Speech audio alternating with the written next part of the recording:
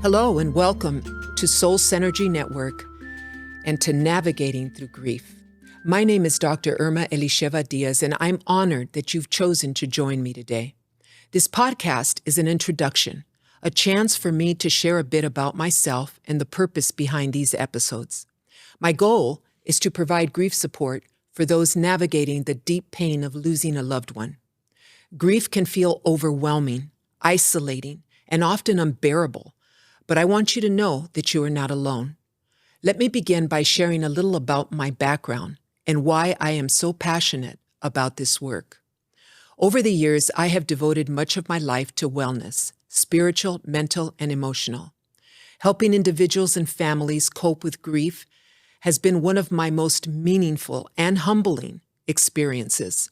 It has allowed me to walk alongside people during some of the most challenging and heartbreaking moments of their lives. Grief is never easy, and in recent times, with the added pressures of the pandemic, economic uncertainty, and evolving family dynamics, these struggles have only intensified.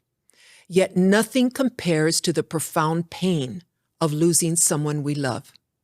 Through these podcasts, I hope to provide you with support, insights, and guidance as you navigate the many layers of grief.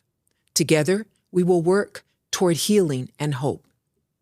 In the year 2000, I moved my parents into my home, hoping they would enjoy their retirement surrounded by family.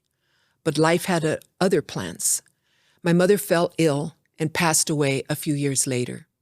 She was a vibrant, intelligent woman who loved life and cherished her role as wife, mother, and grandmother. Watching her health decline due to PSP, which is known as progressive supranuclear palsy, it was heartbreaking. Her mobility, speech, and ability to eat were all impacted, leaving us grieving long before she passed. We cared for her at home, with my father never leaving her side. In her final days, as she became unresponsive, hospice nurses suggested she might be holding on for a reason, perhaps waiting for a message from us. On the day she passed, I sat by her bedside and spoke from my heart, thanking her for everything she had given our family and promising to care for my father and our loved ones. Within 25 minutes of leaving her side, she peacefully passed.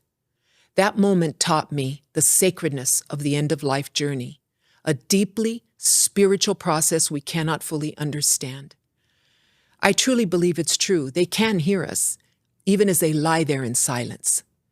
After my mother's passing, my father lived with us for 13 more years.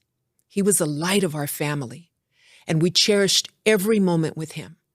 Even at 93, when he passed away, it felt too soon. Losing him was deeply painful. But my family and I leaned on one another and found ways to honor his memory while navigating our grief. I share this not to focus on my story, but to let you know that I understand the complexities of grief. I've walked this path, and I know how overwhelming it can feel. Grief is personal.